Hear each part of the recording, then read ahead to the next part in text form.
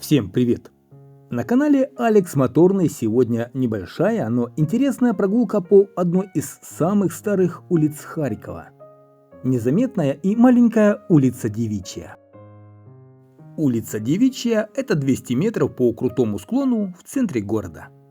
Здесь не часто ездят машины, и жизнь протекает тихо, почти незаметно. Вообще, история улицы Девичьей так или иначе связана на удивление с целым рядом выдающихся людей.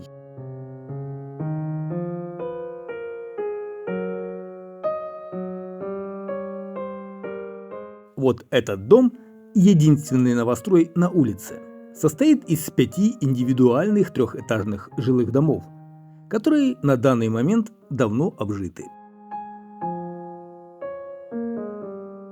Здесь, по разным данным, в свое время проживали харьковский хирург Нина Иванова-Амираджиби, почетная гражданка Мария Колесникова и другие известные харьковчане. Этот дом, который перед вами построенный в начале 20 века, строился как доходный. Ранее тут располагалось отделение Пенсионного фонда Украины Киевского района города Харькова. Визиткой улицы Девичьей является вот этот дом-замок. Существует легенда, что в этом доме был женский монастырь, но исторической подоплеки она не имеет. На самом деле этот и соседние дома построили в начале прошлого века. Их спроектировал архитектор Юлий Цауне для филолога Александра Потебни. Дома внешне были похожи друг на друга и напоминали готические средневековые замки с фигурными окнами и кирпичной кладкой. Никаких религиозных учреждений в них не было. Это были обычные доходные дома с квартирами наверху. Здания впечатляют своими готическими формами, стилизация под средневековые замки получилась потрясающая. Фигурная кладка, решетки, кирпичное кружево только усиливают впечатление.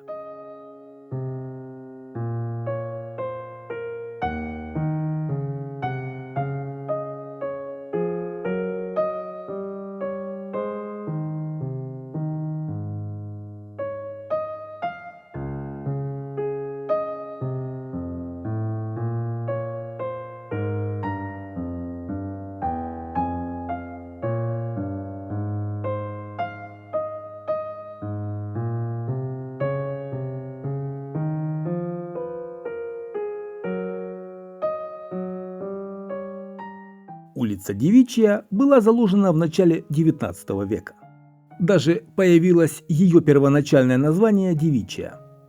Происхождение названия имеет несколько версий, в числе которых якобы находившийся здесь квартал красных фонарей, институт благородных девиц, доходный дом для женщин и даже женский монастырь. Тем не менее, достоверно происхождение улицы неизвестно, а некоторые версии ошибочны изначально.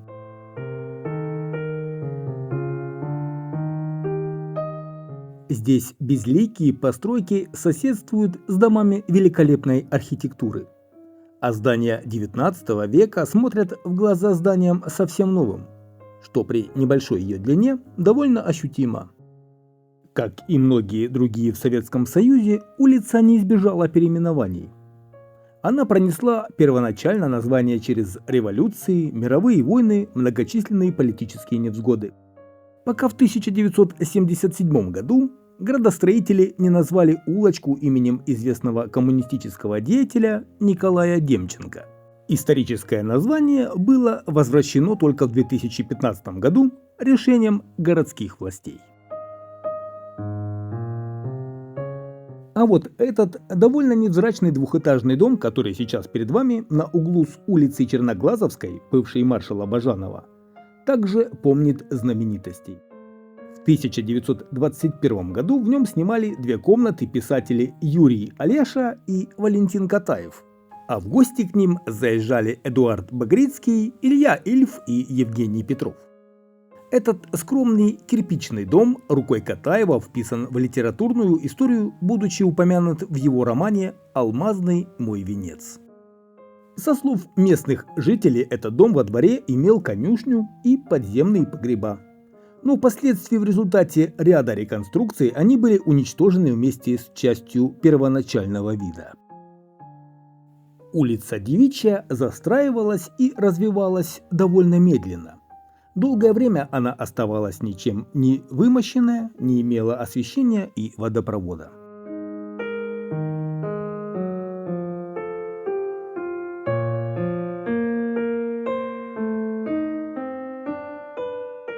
Вот такая она очень маленькая улочка Девичья в наши дни. Я благодарю всех зрителей канала за прогулку. Подписывайтесь на канал, ставьте лайки, пишите комментарии. До новых встреч на канале.